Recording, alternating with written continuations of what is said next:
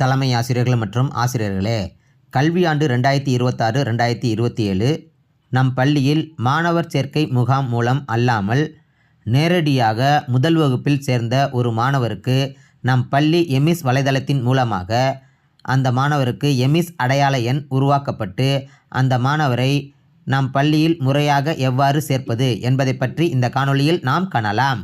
நண்பர்களே, உங்களுடைய அலைபேசி அல்லது மடிக்கணினியில் கூகுள் குரோமை தெரிந்து கொள்ளுங்கள். அதில் தேடும் இடத்தில் EMIS என்று தட்டச்சு செய்துட்டு தேட ஆரம்பிங்க. தற்போது emis.tnschools.gov.in அப்படின்ற ஒரு இணையதள முகவரி உங்களுக்கு காட்டப்படும். அந்த இணையதளத்தை தெரிந்து கொள்ளுங்கள். இங்கு முதலாவதாக பயனாளர் பெயர் அப்படின்ற இடத்துல நம் பள்ளிக்குரிய 11 இலக்க UDIS எண்ணை பதிவு செய்து கொள்ளுங்கள். கடவுச்சொல் அப்படின்ற இடத்துல நம் பள்ளிக்குரிய எமிஸ் கடவு சொல்ல பதிவு செஞ்சுட்டு லாகின் கொடுங்க. மேலே வலது மூலையில் 3 கோடுகள் இருக்கும், அதை அழுத்துங்க. இதில் ஸ்டூடெண்ட் என்பதை தேர்ந்தெடுங்க. இதில் ஸ்டூடெண்ட்ஸ் அட்மிஷன் அகாடமிக் இயர் 2026-2027 அப்படின்னு இருக்கும், அதை தேர்ந்தெடுங்க. இங்கே முதலாவதாக மாணவர் தமிழ்நாட்டில் உள்ள வேறு ஏதேனும் பள்ளியில் இதுவரை பயின்றுள்ளாரா? இப்போ அந்த மாணவர் முதல் வகுப்பில் தான் நம்மளுக்கு சேர்ந்துருக்காரு.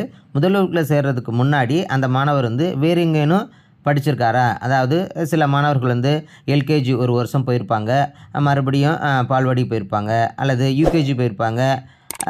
இது போல் வேறு எங்கேனாச்சும் அந்த மாணவர் பள்ளியில் சேர்ந்துருந்தாங்கன்னா அந்த பள்ளியில் எம்இஸ் ஐடி உருவாக்கியிருப்பாங்க.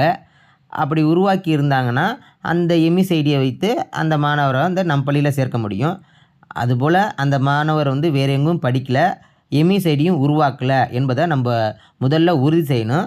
அதற்கு இப்போ இங்கே முதலாவதாக கேட்கப்பட்ட கேள்வி, அதாவது மாணவர் தமிழ்நாட்டில் உள்ள வேறு ஏதேனும் பள்ளியில் இதுவரை பயின்றுள்ளாரா அப்படின்னு இருக்கும். ஆமாம், பயின்றிருக்காரு அப்படின்றது போல் எஸ் என்பதை தேர்வு செஞ்சுட்டு கீழே உங்களுக்கு பார்த்தீங்க அப்படின்னா உங்களுக்கு Aadhaar number, phone number, school இது போல் உங்களுக்கு கொடுத்துருப்பாங்க. நீங்கள் இதில் முக்கியமாக ஆதார் நம்பர் அல்லது ஃபோன் நம்பர் இது ரெண்டில் ஏதாவது ஒன்றை தேர்வு செஞ்சுட்டு சர்ச் பண்ணி பாருங்கள். இப்போ நான் உதாரணத்துக்கு ஆதார் நம்பரை தேர்வு செஞ்சுட்டு சர்ச் கொடுக்குறேன். இப்போ பார்த்திங்கன்னா நோ டேட்டா அவைலபிள் அப்படின்னு வருது. இது போல் வந்துச்சு அப்படின்னா இப்போ அந்த மாணவருக்கு வேறு எங்கேயுமே எம்இஸ் ஐடி உருவாக்கலை அப்படின்னு அர்த்தம். இதுக்கப்புறம் நம்ம எவ்வாறு அந்த மாணவருக்கு நம்ம புதிய எம்இஸ் ஐடி உருவாக்குவது அப்படின்றத பார்க்கலாம். இப்போ மாணவர் தமிழ்நாட்டில் உள்ள வேறு ஏதேனும் பள்ளியில் இதுவரை பயின்றுள்ளாரா அப்படின்றதுக்கு நோ என்பதை தேர்வு செய்து கொள்கின்றேன். இப்போ வேறு எங்கேயும் படிக்கலை. அதுக்கடுத்தது கல்வியாண்டு 2026-2027 உங்களிடம் விண்ணப்ப எண் உள்ளதா? அதாவது அந்த மாணவர் நம் பள்ளியில் மாணவர் சேர்க்கை முகாமில் சேர்ந்துருந்தாருன்னா அவருக்கு விண்ணப்ப எண் உருவாக்கப்பட்டிருக்கும். இப்போ விண்ணப்ப எண் இல்லை, அதனால் இப்போ இந்த கட்டத்தை அழுத்திட்டு விண்ணப்ப எண் இல்லை அப்படின்றதுனால நோ என்பதை தேர்வு செய்து கொள்கின்றேன். இப்போ முதலாவதாக பிரிவு 1 மாணவரின் சுய விவரங்கள். மாணவரின் பெயரை ஆங்கிலத்தில் பதிவிடவும். இப்போ இந்த மாணவரோட பெயரை பதிவு செய்யும் பொழுது தமிழாக இருந்தாலும் சரி, ஆங்கிலமாக இருந்தாலும் சரி, பெயருக்கு பின்னாடி அவர்களுடைய தலைப்பெழுத்து இன்சியலை போடணும். இப்போ ஆங்கிலத்தில் நீங்கள் பதிவு செய்யும் பொழுது நீங்கள் கேபிட்டல் லெட்டரில் நீங்கள் அந்த பெயரை எழுதிட்டு அதுக்கப்புறம் இன்சியல் போடும் பொழுது புள்ளி வைத்து இன்சியல் நீங்கள் போட வேண்டாம். புள்ளி எதுவுமே உங்களுக்கு இங்கே அக்செப்ட் ஆகாது. அதனால் பெயரை பதிவு செய்யுங்க, அதுக்கப்புறம் ஒரு சின்ன இடைவெளி விட்டுட்டு அதுக்கப்புறம் அவங்களுடைய இன்சியல் தலைப்பெழுத்தை பதிவு செய்யுங்க. இதே போல் தான் தமிழுக்கும் நீங்கள் அவர்களுடைய பெயரை பதிவு செய்யணும். இந்த பெயரானது அவர்களுடைய ஆதார் அட்டை மற்றும் அவருடைய பிறப்பு சான்றிதழில் இருக்கிறது போல் பெயரை பதிவு செய்து கொள்ளுங்கள். இப்போ மாணவருடைய பெயரை ஆங்கிலத்திலையும் தமிழ்லையும் பதிவு செஞ்சுட்டேன். அதுபோல் இங்கே முக்கியமாக கவனிக்க வேண்டியது என்னென்னா, ஒவ்வொரு பகுதியிலையும் இந்த சிவப்பு நட்சத்திர குறியீடு இருந்துச்சு அப்படின்னா அந்த பகுதியை நீங்கள் கண்டிப்பாக பூர்த்தி செய்யணும் அப்படின்னு அர்த்தம். அதுக்கடுத்தது கீழே பார்த்திங்கன்னா ஆங்கிலத்தில் மாணவருடைய முதல் பெயர் அது கொடுக்கப்பட்டிருக்கும். அது நம்ம மேலே என்ன கொடுத்தோமோ அதே போல் தான் இங்கே கொடுக்கப்பட்டிருக்கும். அதே போல் ஆங்கிலத்தின் மாணவரின் கடைசி பெயர் அது கீழே கொடுக்கப்பட்டிருக்கும். இதெல்லாம் சரியாக இருக்கா என்பதை பார்த்துக்கொள்ளுங்கள். இது இந்த இடத்துல உங்களுக்கு சரி பண்ண முடியாது. நீங்கள் இதில் எதுவும் தவறு இருந்துச்சுன்னா மேலே இருக்கக்கூடிய இங்கே ஆங்கிலத்தில் நீங்கள் என்ன பெயர் பதிவு பண்ணிக்கிறீங்களோ அந்த பெயரை பதிவு பண்ணிங்கன்னா அதுக்கு ஏற்றது போல் கீழே முதல் பெயர் கடைசி பெயர் இது உங்களுக்கு சரியாக காண்பிக்கும். அதுக்கடுத்தது மாணவரின் ஆதார் எண்ணை பதிவிடவும் அப்படின்னு இருக்குது. இப்போ ஆதார் எண் இருந்துச்சு அப்படின்னா அதை பதிவு செய்து கொள்ளுங்கள், இல்லைனா 0 என்பதை பதிவு செய்து கொள்ளுங்கள். அடுத்து மாணவரின் பிறந்த தேதியை உள்ளீடு செய்யவும். அதை சரியாக நீங்கள் தேர்வு செய்து கொள்ளுங்கள். பின்பு செட் என்பதை அழுத்தினீங்க அப்படின்னா உங்களுக்கு பிறந்த தேதி இங்கே காண்பிக்கப்படும். அடுத்து பாலினம், இப்போ அந்த மாணவர் ஆணா பெண்ணா என்பதை தேர்வு செய்து கொள்ளுங்கள். அடுத்து மதம், மாணவர் அல்லது பெற்றோர்களின் சாதி சான்றிதழில் உள்ளபடி மதத்தை தேர்வு செய்து கொள்ளுங்கள். இப்போ மதத்தை வந்து நாங்கள் குறிப்பிட விரும்பவில்லை அப்படின்னா நாட் வில்லிங் டு டிஸ்க்ளோஸ் அப்படின்னு இருக்கும், அதை தேர்வு செய்து கொள்ளலாம். இப்போ இந்த மாணவருக்கு மதத்தை நான் குறிப்பிடுறேன். அடுத்து சமூக வகுப்பு, மாணவர் அல்லது பெற்றோர்களின் சாதி சான்றிதழில் உள்ளபடி அப்படின்னு இருக்குது. இப்போ சமூக வகுப்பு அதை நம்ம தேர்வு செய்யணும். இது சரியாக பார்த்து தேர்வு செய்து கொள்ளுங்கள்.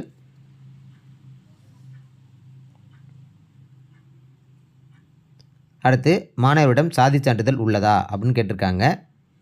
இருந்துச்சுன்னா எஸ் என்பதை குறிப்பிடுங்க, இல்லைனா நோ என்பதை குறிப்பிடுங்க. தாய்மொழி, மாணவருடைய தாய்மொழியை தேர்வு செய்து கொள்ளுங்கள். அடுத்து இரத்த வகை, இருந்துச்சுன்னா குறிப்பிடுங்க, இல்லைனா குறிப்பிட வேண்டும்னு கட்டாயம் கிடையாது. ஏன்னா அந்த இடத்துல பார்த்திங்கன்னா சிவப்பு நட்சத்திர குறியீடு இல்லை. இருந்துச்சுன்னா இந்த இரத்த வகையை குறிப்பிடுங்க, இல்லைன்னா அப்படியே விட்டுருங்க. அதுக்கடுத்தது மாற்றுத்திறனாளி வகைகள். இப்போ அந்த மாணவர் வந்து மாற்றுத்திறனாளியாக இருந்துச்சுன்னா அவர் வந்து என்ன மாற்றுத்திறனாளி என்பதை இங்கே குறிப்பிட்டு கொள்ளுங்கள். மாற்றுத்திறனாளி இல்லை அப்படின்னா அப்படியே விட்டுருங்க. அதில் நாட் அப்ளிகபிள் அப்படின்னு இருக்கும், அதை நீங்கள் தேர்வு செய்து கொள்ளுங்கள். மாற்றுத்திறனாளி இல்லைன்னா நாட் அப்ளிகபிள், மாற்றுத்திறனாளியாக இருந்தால் அவர் என்ன வகை மாற்றுத்திறனாளி அதை தேர்வு செய்து கொள்ளுங்கள்.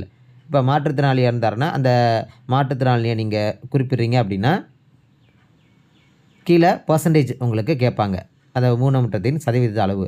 அது வந்து அவங்களுடைய சான்றிதழில், மாற்றுத்திறனாளி சான்றிதழில் இருக்கும், அதை பார்த்து நீங்கள் பதிவு செய்து கொள்ளுங்கள். இப்போ இந்த மாணவரையும் மாற்றுத்திறனாளி இல்லை, அதனால் நான் நாட் அப்ளிகபிள் என்பதை தேர்வு செய்து கொள்கின்றேன். அடுத்து ஆர்சிஹெச்என் அல்லது பிஐசிஎம்இஎன் அப்படின்னு கொடுத்துருப்பாங்க. ரீப்ரொடக்டிவ் அண்டு சைல்ட் ஹெல்த் அப்படின்ற ஒரு திட்டம் இருக்குது. அந்த திட்டத்தின் மூலமாக இந்த குழந்தை பிறந்திருந்தாங்க அப்படின்னா அந்த திட்டத்தில் உங்களுக்கு வந்து ஆர்சிஹெச்என் கொடுத்துருப்பாங்க. அதை அந்த தாய்மார்கள்ட்ட கேட்டிங்கன்னா அவங்களுக்கு அந்த எண்ணை சொல்லுவாங்க. அந்த எண்ணில் வந்து கடைசி 12 இலக்க எண்ணை நீங்கள் பதிவு செய்தால் போதுமானது. இப்போ ஆர்சிஹெச்என் இல்லை அப்படின்னா அதை அப்படியே விட்டுருங்க. அதுக்கடுத்தது பிறப்பு சான்றிதழ் எண், அது இருந்துச்சு அப்படின்னா கடைசி 13 இலக்க எண்ணை இந்த இடத்துல பதிவு செய்து கொள்ளுங்கள். இப்போ பிறப்பு சான்றிதழ் இல்லை அப்படின்னா அந்த கட்டத்தை அப்படியே விட்டுருங்க. இங்கே பார்த்தீங்கன்னா சிவப்பு நட்சத்திர குறியீட்டு உள்ள அனைத்து பகுதிகளையும் நீங்கள் பூர்த்தி செஞ்சுருக்கீங்களா என்பதை ஒரு முறை சரிபார்த்து கொள்ளுங்கள். அனைத்துமே பூர்த்தி செஞ்சதுக்கப்புறம் இறுதியாக பார்த்தீங்க அப்படின்னா சேவ் அண்ட் நெக்ஸ்ட் அப்படின்னு இருக்கும், அதை அழுத்துங்க. இங்கே பார்த்தீங்கன்னா இன்சர்டட் சக்ஸஸ்ஃபுல்லி அப்படின்னு உங்களுக்கு வந்திருக்கும். அதே போல் your temporary admission application for அப்படின்னு கொடுத்துட்டு அந்த மாணவருடைய பெயர் கொடுத்துருக்கோம், has been successfully created and your temporary application ID அப்படின்னு கொடுத்துட்டு அப்ளிகேஷன் எண் வந்து உங்களுக்கு கொடுத்துருப்பாங்க. அதுக்கப்புறம் please keep this ID for future reference அப்படின்னு கொடுத்துருக்காங்க. இந்த ஐடியை நீங்கள் குறித்து வைத்து கொள்ளுங்கள். இப்போ நான் இதை ஒரு ஸ்க்ரீன்ஷாட் எடுத்துக்கிறேன். இப்போ ஓகே கொடுக்குறேன். இப்போ அடுத்த பகுதி உங்களுக்கு காண்பிக்கப்படுது. பிரிவு 2 குடும்ப விவரங்கள். இதில் குறிப்பு கொடுத்துருக்காங்க. தந்தை, தாய் அல்லது பாதுகாவலர் விவரங்கள் மற்றும் கைபேசி எண் சரிபார்ப்பு ஆகியவை கட்டாயமாகும் அப்படின்னு கொடுத்துருக்காங்க. அதாவது இப்போ ஒரு மாணவருக்கு வந்து தாய், தந்தை அவர்கள் இருந்தாங்க அப்படின்னா அவர்களோட விவரங்களை கண்டிப்பாக பூர்த்தி செய்ய வேண்டும்.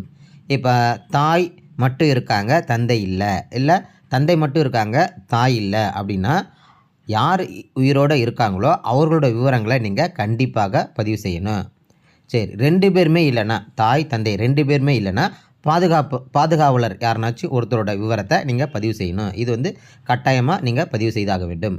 அதுக்கப்புறம் வந்து கைபேசி எண் சரிபார்ப்பு என்பது கட்டாயம். இது வந்து அடுத்த பகுதியில் வரும். பிரிவு 3ல் கைபேசி எண் சரிபார்ப்பு வந்து கட்டாயமாகும் அப்படின்றது அடுத்த பகுதியில் உங்களுக்கு காண்பிக்கப்படும்.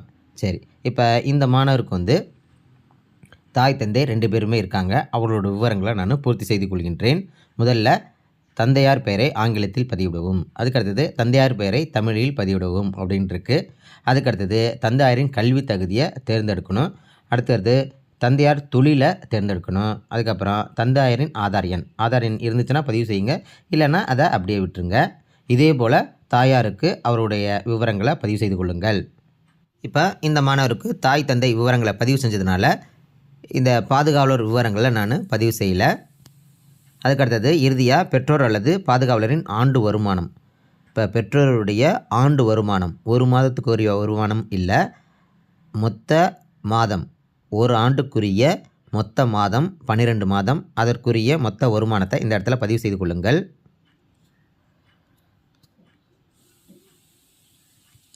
பின்பு சேவ் அண்ட் நெக்ஸ்ட் என்பதை அழுத்துங்க. இப்போ அப்டேட்டட் சக்ஸஸ்ஃபுல்லி அப்படின்னு உங்களுக்கு வந்துடுச்சு. அதுக்கு அடுத்தது பிரிவு 3 தகவல் தொடர்பு விவரங்கள், கைபேசி எண்ணை பதிவிடவும். இப்போ இந்த கைபேசி எண்ணை பதிவு செஞ்சுட்டு இப்போ இந்த கைபேசி எண்ணை தான் நம்ம வந்து வெரிஃபை பண்ணணும்.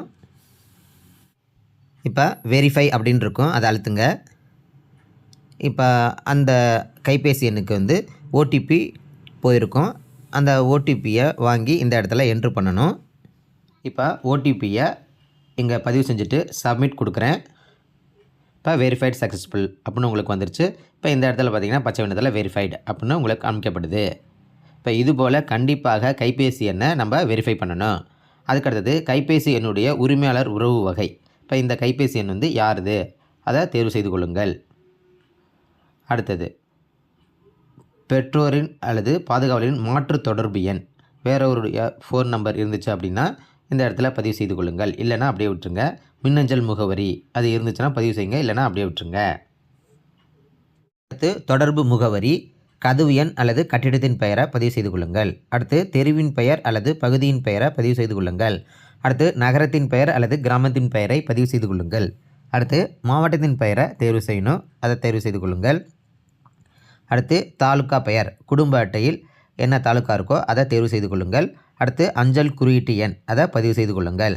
இப்போ இந்த தொடர்பு முகவரியும் நிரந்தர முகவரியும் ரெண்டும் ஒன்றா இருந்துச்சு அப்படின்னா இந்த கட்டத்தை நீங்கள் தேர்வு செஞ்சீங்க அப்படின்னா அந்த முகவரி இங்கே அப்படியே உங்களுக்கு வந்துடும். இப்போ ரெண்டும் வேறு வேறு அப்படின்னா இப்போ இந்த கட்டத்தை உங்களுக்கு தேர்வு செய்யாமல் அந்த நிரந்தர முகவரி என்னமோ அதை நீங்கள் பதிவு செய்து கொள்ளுங்கள். இப்போ எனக்கு வந்து இந்த மாணவருக்கு இரண்டும் ஒரே முகவரி தான், அதனால் இதை தேர்வு செய்து கொள்கின்றேன். பின்பு சேவ் அண்ட் நெக்ஸ்ட் என்பதை அழுத்துறேன். இப்போ அப்டேட்டட் சக்ஸஸ்ஃபுல்லி அப்படின்னு உங்களுக்கு வந்துடுச்சு.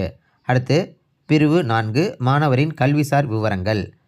இப்போ அந்த மாணவர் வந்து முதல்ல சேர்க்கைக்கான வகுப்பு அதை தேர்வு செய்யணும், முதல் வகுப்பு. அடுத்து எந்த பிரிவில் சேர்க்கணுமோ அதை தேர்வு செய்யணும். அதுக்கடுத்தது சேர்க்கை எண் அதை பதிவு செய்து கொள்ள வேண்டும்.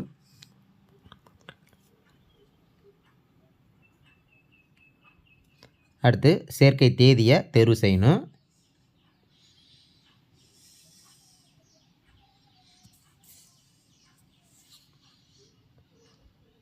அடுத்து பயிற்று மொழி. இப்போ இங்கே பார்த்தீங்கன்னா பிரிவின் மொழியை அடிப்படையாக கொண்டு பயிலும் மொழி தானாகவே தேர்வு செய்யப்படும் அப்படின்னு கொடுத்துருக்காங்க. அதாவது நம்ம பிரிவு இங்கே தேர்ந்தெடுக்கும் பொழுதே அது என்ன பிரிவு, அதாவது தமிழ் வழியா ஆங்கில வழியா என்பதை நம்ம ஏற்கனவே நம்ம எம்எஸில் நம்ம குறிப்பிட்டிருப்போம். அதனால் இந்த பிரிவை நீங்கள் தேர்வு செஞ்சிங்கனாவே இந்த பயிற்று மொழி தானாக வந்துடும் அப்படின்னு கொடுத்துருக்காங்க. அடுத்து விருப்ப மொழி, இதை கண்டிப்பாக தேர்வு செய்யணும் அப்படின்றது கட்டாயம் இல்லை. அதுக்கடுத்தது விருப்பமொழி இருந்துச்சுனாலும் நீங்கள் தேர்வு செய்துக்கலாம், உங்களுக்கு இல்லை அப்படின்னா நன் என்பதை தேர்வு செய்து கொள்ளுங்கள். பின்பு சேவ் அண்ட் நெக்ஸ்ட். இப்போ அப்டேட்டட் சக்ஸஸ்ஃபுல்லி அப்படின்னு உங்களுக்கு வந்துடுச்சு. அடுத்து பிரிவு 5 மாணவரை அரசின் சத்துணவு திட்டத்தில் இணைத்துக்கொள்ள விரும்புகிறீர்களா. இப்போ சத்துணவு திட்டத்தில் அந்த மாணவர் வந்து இணைத்துக்கொள்ள விரும்பினால் எஸ் என்பதை தேர்வு செய்யுங்க, இல்லைனா நோ என்பதை தேர்வு செய்து கொள்ளுங்கள். அடுத்து மாணவரை முதலமைச்சரின் காலை உணவு திட்டத்தில் இணைத்துக்கொள்ள விரும்புகிறீர்களா. இப்போ காலை உணவு திட்டத்தில் அந்த மாணவரை வந்து சேர்க்கணும் அப்படின்னா எஸ், இல்லைனா நோ என்பதை தேர்வு செய்து கொள்ளுங்கள். அடுத்து மாணவருக்கு பஸ் பாஸ் தேவையா. பஸ் பாஸ் தேவையாக இருந்தால் எஸ், இல்லைனா நோ என்பதை தேர்வு செய்து கொள்ளுங்கள். அடுத்து மாணவர் விடுதி மாணவரா அப்படின்னு கேட்டிருக்காங்க. ஹாஸ்டலர் அப்படின்னா விடுதி மாணவர், டே ஸ்காலர்னால் டெய்லி வந்துட்டு போகிறவர். இப்போ நான் டே ஸ்காலர் அதை தேர்வு செய்து கொள்கின்றேன். அடுத்து இறுதியாக சப்மிட் என்பதை அழுத்துறேன். இப்போ message sent successfully, register successfully, student name அப்படின்னு கொடுக்கப்பட்டிருக்கு. இப்போ நம்ம பள்ளியில் அந்த மாணவரை முதல் வகுப்பில் சேர்த்துட்டோம். அதற்கான குறுஞ்செய்தி அந்த மாணவருடைய பெற்றோருக்கு வந்து குறுஞ்செய்தியாக அலைபேசி வாயிலாக சென்றிருக்கும்.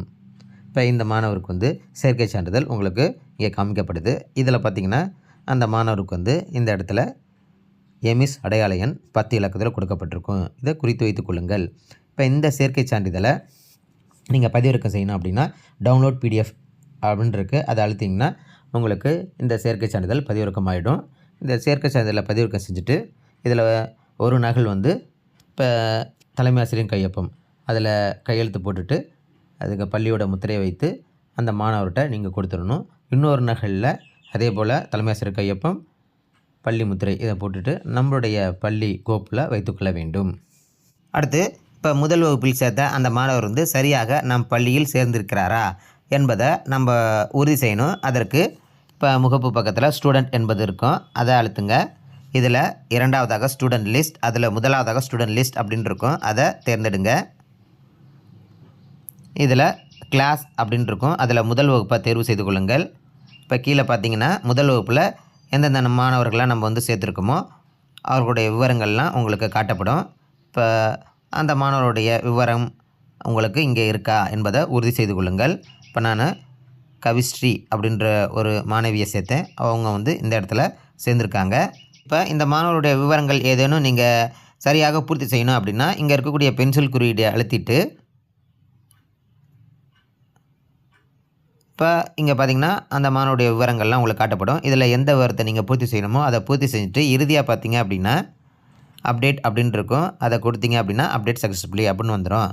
இதுபோல் விடுபட்ட விவரங்களையும் நீங்கள் பூர்த்தி செய்து கொள்ளலாம். இந்த ஒரு மாணவரையும் நம்ம வந்து நம் பள்ளியில் சேர்த்ததுக்கப்புறம் இதுபோல் ஸ்டூடெண்ட் லிஸ்ட்டில் அந்த மாணவர் சேர்ந்திருக்காரா என்பதை நம்ம உறுதி செய்து கொள்ள வேண்டும். அவ்வளோ நண்பர்களே, இந்த காணொலியில் சொல்லப்பட்டது போல் நம் பள்ளியில் மாணவர் சேர்க்கை முகாம் மூலம் அல்லாமல் நேரடியாக நம் பள்ளியில் முதல் வகுப்பில் சேர்ந்த ஒரு மாணவருக்கு எம்இஸ் அடையாள எண் நம் பள்ளி எம்இஸ் வலைதளத்தின் மூலம் உருவாக்கி கொள்ளுங்கள். நண்பர்களே, இந்த காணொலி உங்களுக்கு பயனுள்ளதாக இருந்துச்சுன்னா லைக் பண்ணுங்கள், ஷேர் பண்ணுங்கள், கமெண்ட் பண்ணுங்கள். இது போன்ற பயனுள்ள காணொலிகளை நீங்கள் பார்க்கணும் அப்படின்னா அறிவகம் பார்ட் சேனலை சப்ஸ்கிரைப் பண்ணிக்கோங்க.